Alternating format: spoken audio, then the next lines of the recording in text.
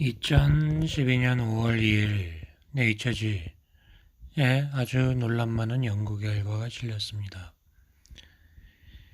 미국 네이처와 네덜란드 사이언스의 과학자들이 호흡기를 통해 공기 중으로 전염되는 조류 독감 바이러스를 인공적으로 만들어낸 것입니다.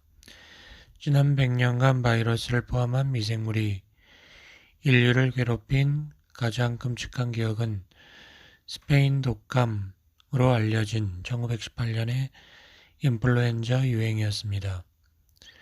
1차 세계대전 중이었던 때에 세계를 강타한 이 인플루엔자로 인해 우리나라를 포함해서 세계에서 5천만에서 1억 명이 죽었습니다.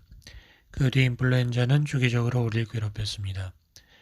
급기야 1997년 조류 인플루엔자의 일종인 H5N1 바이러스가 홍콩에서 사람에게 전염되어 6명이 죽었습니다. 치사율은 60%지만 다행히 17년이 지난 지금까지 사망자는 수백 명입니다.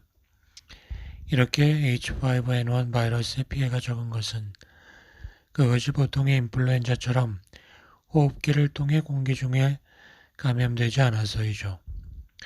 세계보건기구는 치명적 H5N1 바이러스가 돌연변이를 일으켜 호흡기를 통한 공기 중 감염 능력을 획득할 가능성을 조사했습니다. 그런데 일단의 과학자들이 이 돌연변이를 실험실에서 탄생시킨 것이죠. 이들은 이런 실험을 통해 H5N1 바이러스의 돌연변이 메커니즘을 미리 확인한다면 인류의 치명적인 H5N1 바이러스에 대항할 인구의 역량이 더 강화되리라고 말했습니다. 이들의 연구 결과를 담은 논문은 1년에 걸친 과학계의 논란 끝에 온전한 상태로 공개되었습니다. 이 과정에서 39명의 과학자들이 자발적으로 인플루엔자 돌연변이 실험의 중단을 선언해 주목을 받기도 했죠. 그것은 1974년 DNA 재조합 실험의 위험을 염려해서 자진 중단을 선언한 이후 두 번째입니다. 이 사건은 바이러스 세균을 포함한 기생충과 우리의 관계를 다시 생각해 보게 합니다. 많은 이들이 인류를 절멸할 위협으로 바이러스, 세균 또는 다른 기생충이 야기하는 전염병을 듭니다. 이런 설정은 스티브 킹의 스탠드를 비롯한 소설의 소재죠. 사실 자연 상태에서 바이러스, 세균, 기생충이 인류를 절멸시킬 정도로 공격하는 일은 없습니다. 진화의 관점에서 보면 인류와 같은 숙주 생명체가 지구에서 사라지는 것은 바이러스 입장에도 좋은 게 아니니까요. 그러나 그런 자연의 균형이 깨진 상태라면 어떨까요? 스페인 독감만 해도 그렇습니다. 스페인 독감이 1년 가까이 전파되면서 희생자를 낳은 이유는 따로 있습니다. 1918년은 1차 세계대전이 세계로 확산되어 막바지로 치닫고 있었죠. 전선에 참오는 인플루엔자 바이러스가 비정상적으로 숙주를 사냥할 최적의 장소였습니다. 우리가 전염병 대재앙을 걱정하는 것도 이 때문입니다. 세계는 비행기 같은 교통수단 덕분에 압축되어 있습니다. 1347년 이탈리아 시칠리 섬에 처음으로 상륙한 흑사병이 유럽에 퍼지는 데는 4년이 걸렸습니다. 그러나 2009년 멕시코와 미국에서 시작한 신종 인플루엔자 A, H1N1 바이러스가 세계를 덮치는 데 걸린 시간은 열흘이었습니다. 인플루엔자 바이러스가 날뛸 법한 환경은 전쟁터에만 있는 게 아닙니다. 뭄바이, 상파울로, 델리, 카라치, 멕시코시티 등 거대 도시는 전쟁터의 참호와 다를 바 없는 위생 상태의 빈민 거주 지역이 있습니다. 최적의 조건이죠. 앞에서 언급한 과학자의 실험이 이런 상황을 제어할 힘을 인류에게 줄 수 있을까요? 실험실에서 좋은 목적으로 만들어진 돌연변이 바이러스가 통제를 벗어난다면 어떻게 될까요? 세상의 바이러스 돌연변이 연구를 네덜란드, 미국의 과학자만 독점하라는 법은 없죠. 너도 나도 이 연구에 뛰어들면 세계 곳곳에서 바이러스 돌연변이가 만들어질 것입니다. 그중 하나라도 탈출하면, 실험실 밖으로 탈출하면 어떻게 될까요? 빅데이터. 빅데이터가 인권 침해의 소지가 있다고 걱정하는 사람들이 있습니다. 이들은 굉장히 빽빽한 규제의 필요성을 강조합니다.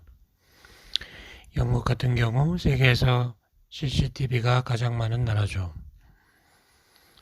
영국 경찰청에서 이런 CCTV 정보를 어떻게 활용할까요? CCTV의 동영상 데이터를 안면 인식 기술과 접목시키면 헐리우드 영화 마이너리티 리포트에 나오는 것처럼 범죄자의 위치를 실시간으로 확인하죠. 뉴욕 경찰청도 마이크로소프트와 손잡고 같은 일을 시작했습니다. 이러니 빅데이터가 무시무시한 경찰 국가의 출현을 예고하는 게 아닌가 생각할 수 있습니다. 그러나 그런 해악만 강조하는 건 바람직하지 않습니다. 인류는 위험을 최소화하면서 과학기술 발전을 도모합니다. 이런 관점에서 빅데이터를 디지털 시대의 석유로 비유해 보고 싶습니다. 석유가 발견되자마자 가장 먼저 일상생활에 쓰인 건 휘발유였죠. 그런데 그 휘발유를 처음에는 세탁용 세제로 사용했습니다. 휘발유의 위험을 경고하는 뉴스가 많아졌습니다. 그때 휘발유의 위험성만 강조하면서 석유 정제를 법으로 금지했으면 어떻게 되었을까요? 석유 시대는 늦춰졌을 것입니다. 그러나 인류는 휘발유의 폭발력을 내연기관에 활용할 생각을 하게 된 거죠.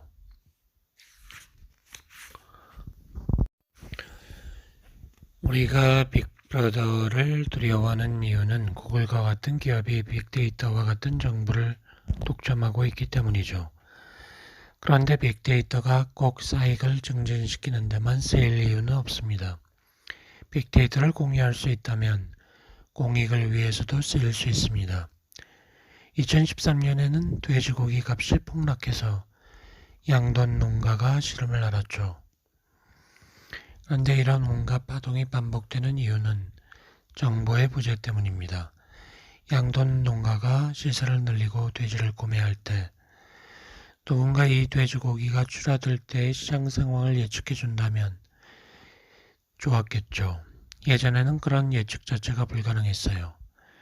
그러나 지금은 전국의 양동 규모와 돼지 거래를 실시간으로 확인하는 게 가능합니다. 그렇다면 정부가 그런 데이터를 이용해 미래의 돼지 시세를 예측하는 게 가능하죠. 이제 관점의 전환이 필요합니다. 지금은 빅데이터를 모으고 관리할 수 있는 기업이 구글, 애플, 아마존 뿐입니다. 그러니 빅데이터가 무서운 거예요. 하지만 정부가 주도해서 빅데이터를 모으고 관리할 수 있다면 빅데이터는 데이터 정보에 대한 자기 결정권을 확장할 수 있습니다.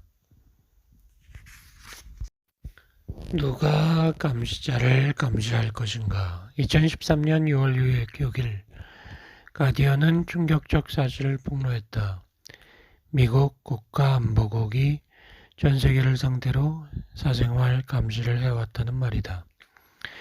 이런 사실은 미국 중앙정보국과 NSA 등에서 일했던 에드워드 스노든이 NSA의 비밀 문서를 가디언에 전달하면서 폭로되었다.